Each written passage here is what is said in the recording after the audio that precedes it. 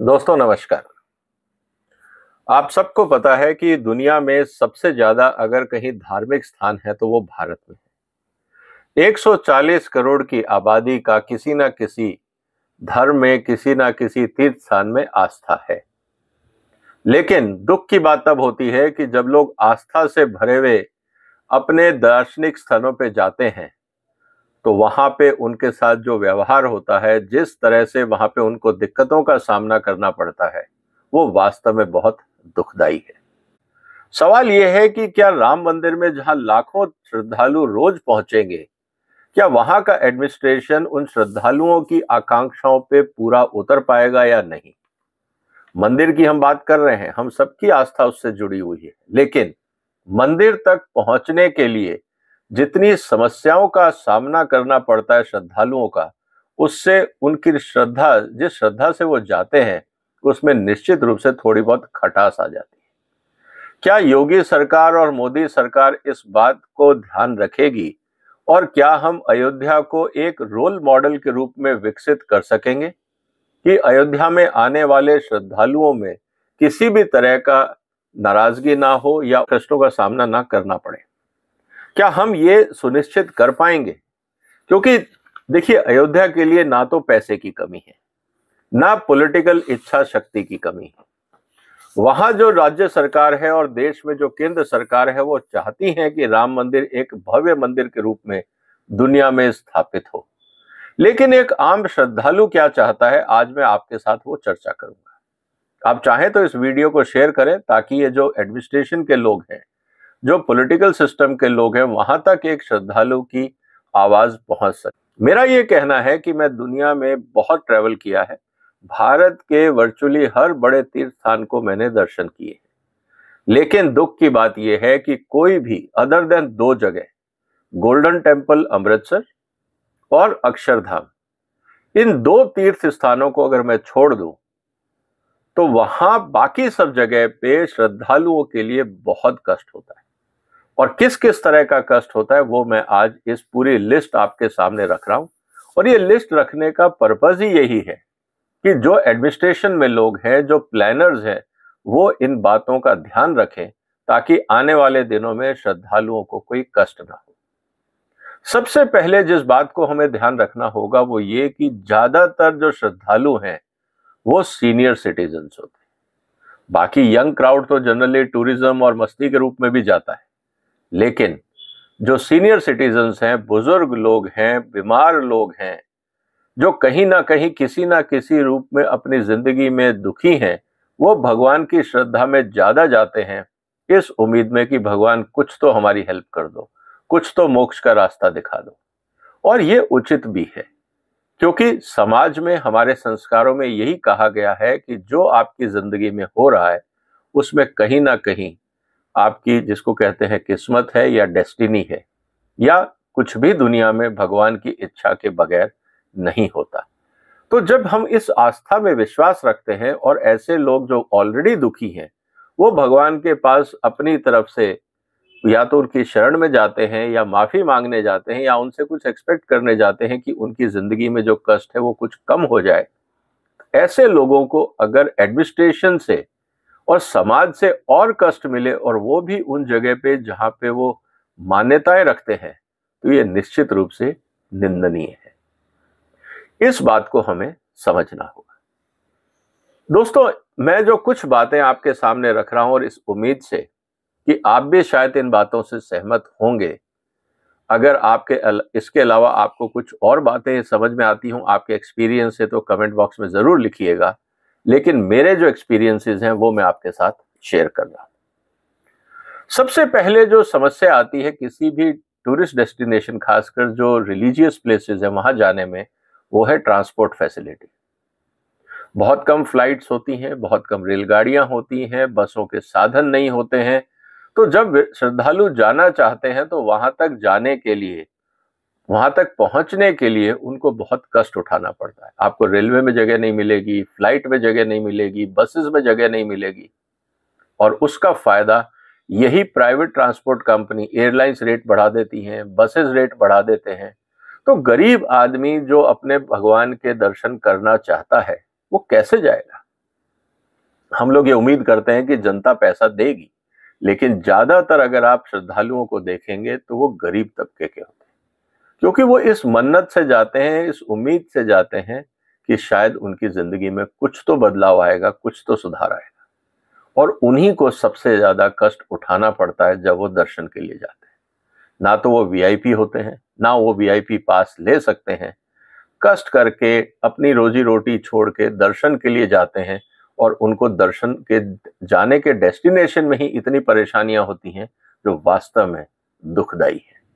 तो क्या भारत सरकार और यूपी सरकार इस बात का ध्यान रखेगी, और राम मंदिर ट्रस्ट इस बात का ध्यान रखेगी कि कोई भी श्रद्धालु अगर आना चाहता है तो वो शायद इसलिए ना आ पाए क्योंकि वो गरीब है, या एयरलाइंस उसको लूट रही हैं, या प्राइवेट बसेस उसको लूट रही हैं? क्या हम प्रॉपर संसाधन ऐसे लोगों के लिए पहुंचने के लिए कर सकते हैं? मैं फ्री की बात नहीं कर रहा हूं, मैं उसको फ्रीबीज के रूप में नहीं देख रहा हूं, लेकिन रीजनेबल किराए के रूप में, कि लोगों को वहां तक पहुंचने का साधन मिल जाए। पहली बात। दूसरा, जो लोग अपनी गाड़ियों से आते हैं, ऐसी जगह पे पार्किंग ही नहीं होती।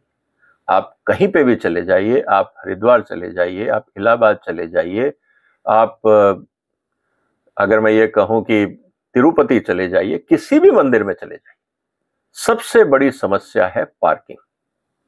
पहली बात तो पार्किंग की जगह नहीं मिलती, और दूसरा, वहां इतने सारे वहां मिडलमैन या ठग खड़े होते हैं, वो अपनी अपनी कहते हैं सर आप सड़क के किनारे रख जाइए, हम इस्तेमाल आपके लिए गाड़ी का ध्यान रख लेंगे, लेकिन अगर ऑफिशियल किराया मान लीजिए पार्किंग का 20 रुपए है तो 100 रुपए लेंगे, 200 रुपए लेंगे।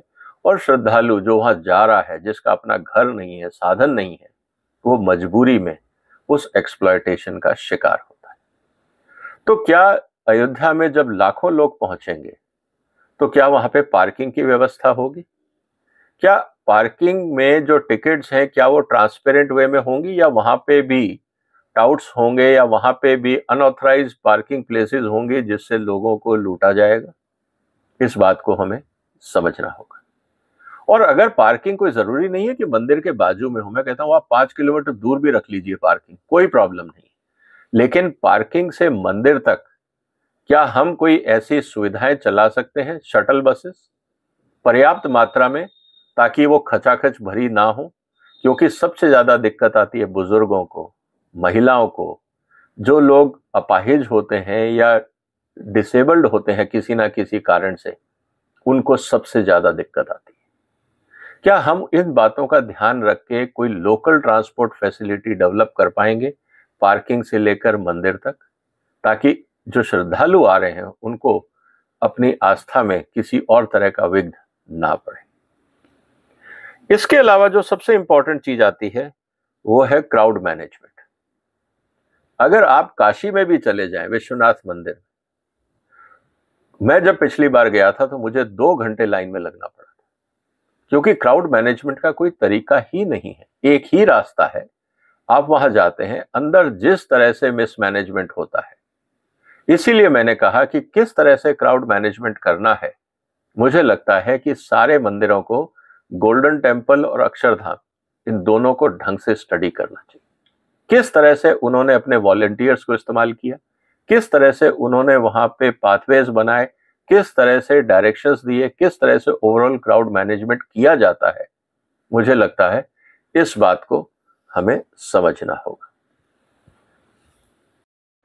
एक चीज और जो सबसे ज्यादा परेशान करती है टूरिस्ट प्लेसेस पे और खासकर रिलीजियस प्लेसेस पे, वो है फूड एडल्ट्रेशन।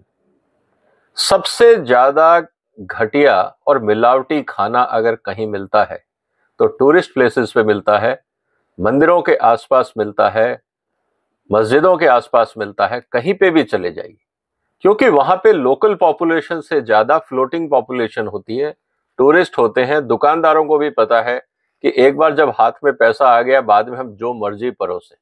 अगर वो शिकायत भी करेगा तो किसको करेगा, कौन सुनने वाला है, किसके पास इतना टाइम है कि कोई शिकायत करे? इस मजबूरी का फायदा उठा के आने वाले श्रद्धालुओं को अगर मैं ये कहूं कि दुकानों द्वारा लूटा जाता है, और वहां जितने भी फूड इंस्पेक्टर्स हैं उनको भी पता है कि यहाँ सब डुप्लीकेट काम होता है, उसके बाद भी वो सिर्फ अपनी मंथली इकट्ठी करने में बिजी रहते हैं, कभी भी फूड क्वालिटी पे, फूड सेफ्टी पे ध्यान नहीं दिया जाता है। क्या भारत सरकार और राज्य सरकारें ऐसे टूरिस्ट डेस्टिनेशंस पे मोबाइल फूड सेफ्टी या फूड क्वालिटी टेस्टिंग लैब्स बना सकती हैं और इनका आंकड़ा तुरंत अपलोड किया जाए अथॉरिटीज को? क्योंकि अगर आप इंस्पेक्टर्स को सैंपल के लिए भेजेंगे तो ये मान के चलिए कि रिश्वत के अलावा कुछ नहीं मिलेगा, क्योंकि दुकानदार को भी पता है कि इंस्पेक्टर को कैसे मैनेज करना है और इंस्पेक्टर्स को भी पता है कि दुकान से जाके सैंपल के साथ और क्या मांगना है। तो ये चीजें वेल स्टैब्लिश्ड हैं। अगर कोई ये बोलता है ऐसा नहीं होता है तो वो सिर्फ सच्चाई से अपने आप को दूर रखने की कोशिश कर रहा है, एक फेक आडंबर ये लगा के बताने की कोशिश कर रहा है कि सब कुछ ठीक है।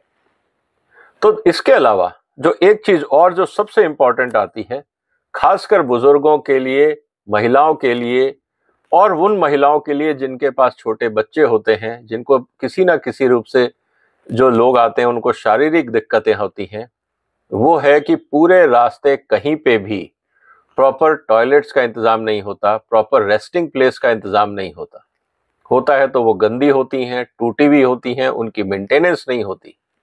टॉयलेट्स की हालत ऐसी होती है कि या तो वहाँ टॉयलेट्स हैं नहीं, अगर हैं भी तो वहाँ पे जो कर्मचारी बैठे होते हैं वो 5 रुपए 10 रुपए जिसके जो मन करता है वो वसूली करने के लिए बैठा होता है और उसके अलावा भी वहाँ पे सफाई नहीं होती।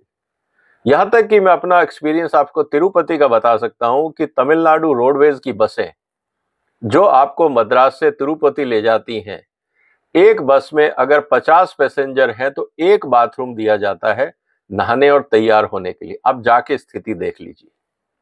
क्या भारत सरकार और राज्य सरकारें, जो लोग श्रद्धा के नाम पे इन टूरिस्ट प्लेसेस में जाते हैं, क्या इस तरह से उनका शोषण करेंगी?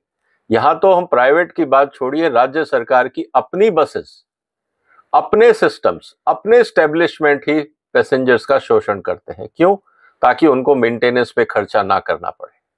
आफ्टर ऑल सफाई का खर्चा वो टेंडर निकाला जाता है, लेकिन टेंडर के कर्मचारी वहां नहीं होते, तो वो पैसा जाता कहाँ है? आपको अगर देखना हो तो आप जाके ऑडिट कर सकते हैं, एक्सपीरियंस कर सकते हैं।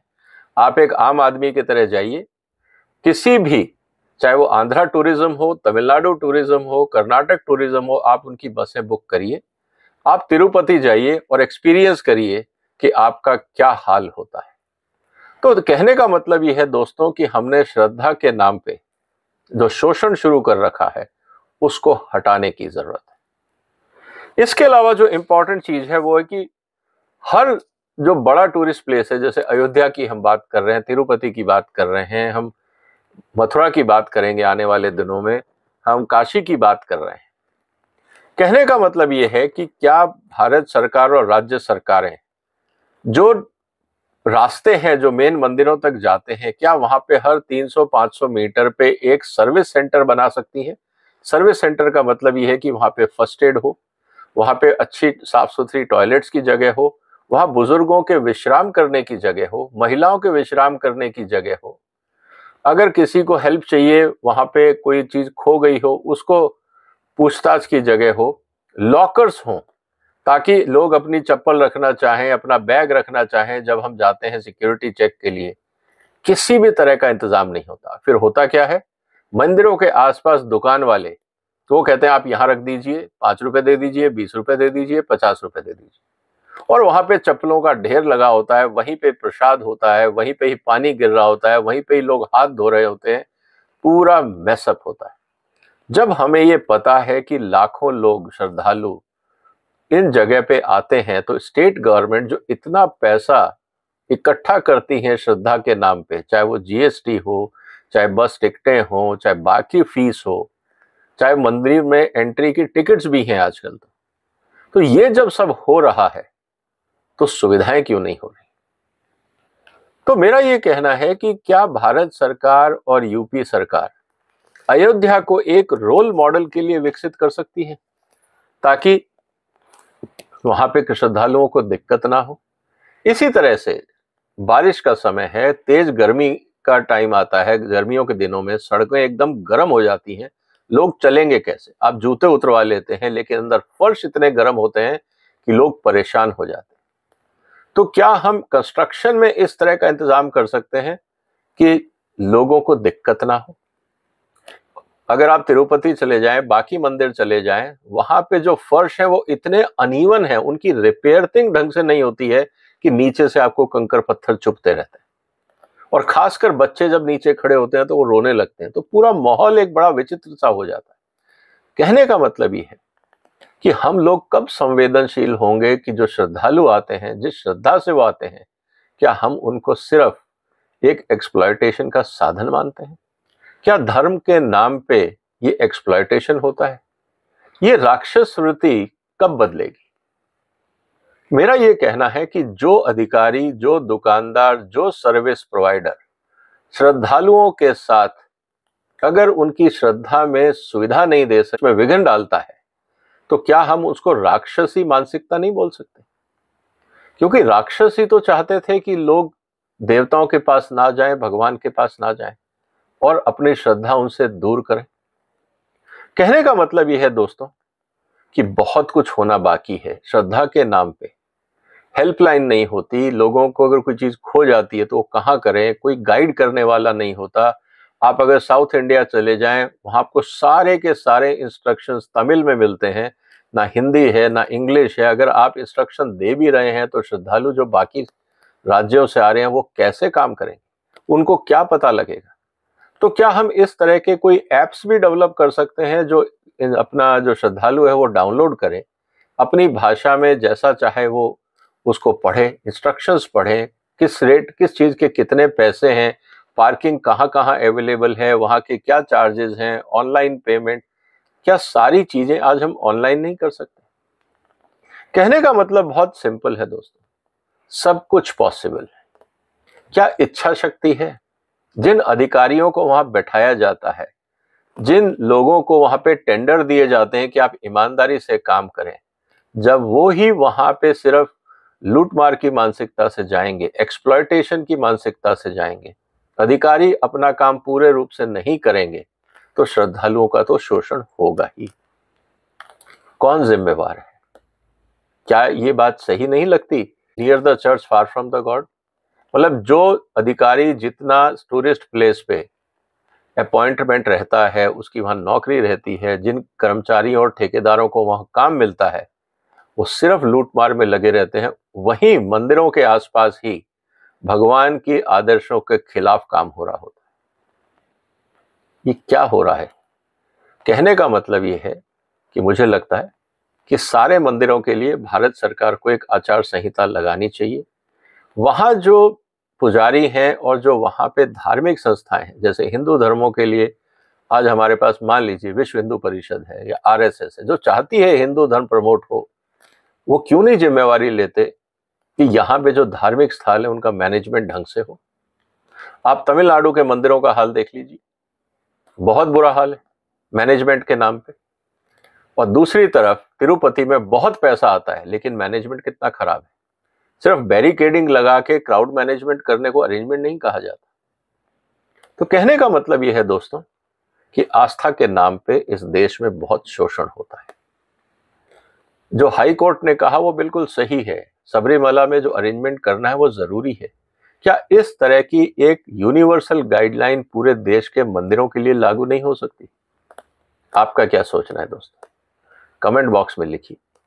हो सकता है आने वाले दिनों में हम अयोध्या को एक राम राज्य का मॉडल के रूप में देख सकें कि वहां पे हर तरह की सुविधाएं हैं, कोई मिलावट का काम नहीं कर रहा है, कोई जनता को लूट मार नहीं कर रहा है, लोग क्योंकि देखिए टूरिस्ट तो इतना आएगा कि हर आदमी खूब कमाएगा। लूट मार कब की जाती है? जब लालच बहुत ज्यादा होता है। तो क्या राम के मंदिर के आसपास हम ऐसा माहौल बना सकते हैं? क्या राज्य सरकार और केंद्र सरकार कुछ ऐसा कर सकती है जिससे वास्तव में अयोध्या तो राम राज्य का एक रोल मॉडल बने? बाकी देश में धीरे धीरे उसका प्रसार हो सकता है, लेकिन क्या हम अयोध्या को रोल मॉडल बना सकते हैं? सवाल ये है। ये तो आने वाले दिनों में पता लगेगा।